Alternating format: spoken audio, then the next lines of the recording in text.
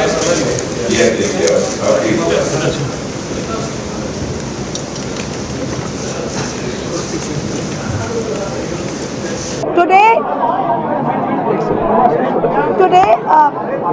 hello, excuse me, Please. yes, today the entire opposition, all parties including the Indian National Congress, the Samajwadi Party, the DMK, the JMM, the Aam Aadmi Party, the National Conference, the left parties, the Shiv Sena UBT have all walked out of the all party meeting in protest because the so-called NCPI, which is an unrecognized party, the strength of the All India Trinamool Congress in the list provided by the table office is shown to be 28 members.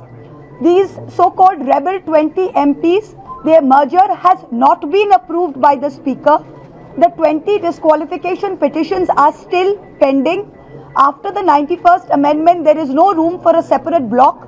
So on what grounds did the Parliamentary Affairs Minister extend an invitation to these 20 rebel MPs, and how are they attending this meeting? We have registered our strong protest and walked out as a symbol of our protest.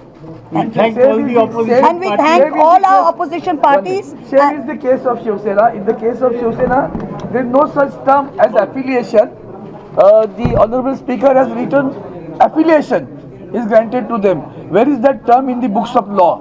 The Schedule 10 doesn't say anything about that, and therefore we too have protested against it and walked out of the way. we all support that. We all support. Yeah, thank you, sir. Thank you. Sir. Support है. आप बोलने चाहते हैं आम आदमी party? Yes, let me speak. I am from Aam Aadmi Party. In our case, out of 10 MPs of the Rajya Sabha, 7 has been hijacked, and our petition for the to decide whether this is valid or not, that is pending. In spite of this fact, they have been allotted independent separate seat in the Rajya Sabha and has been taken away from. This is a mere hijack and murder of the democracy. देखिए, जिस तरह संविधान को अवहेलना करके TMC के साथ जो कुछ हुआ है, आम आदमी पार्टी के साथ और शिवसेना के साथ, उनके समर्थन में संविधान की रक्षा के लिए कांग्रेस ने भी वॉकआउट किया। अभी पेंडिंग है, डिसीजन हुआ नहीं। हाउ दे कैन मैंने तीनों नाम दिए। Decision is pending. बिना डिसीजन लिए फोरकास्ट कर देना पूरी तरह संविधान के खिलाफ। मोहितराज जी ने जो सवाल पैदा उठाया, उस सवाल के साथ हम सब लोग हैं, और ये पार्टी में जो टूट हो रही है वो भारतीय जनता पार्टी की सरकार के साथ पर टूट हो रही है। जानबूझ करके दलों में टूट पैदा करना और अनावश्यक रूप से बहुमत जुटाना ये इनकी नीयत बन गई है। मैं समझता हूँ ये बहुत ही सामयिक सवाल है, और ये जानबूझ करके ऐसी स्थिति पैदा कर रहे हैं कि मजबूरन हमें तृणमूल कांग्रेस के साथ वाकआउट करना पड़ा।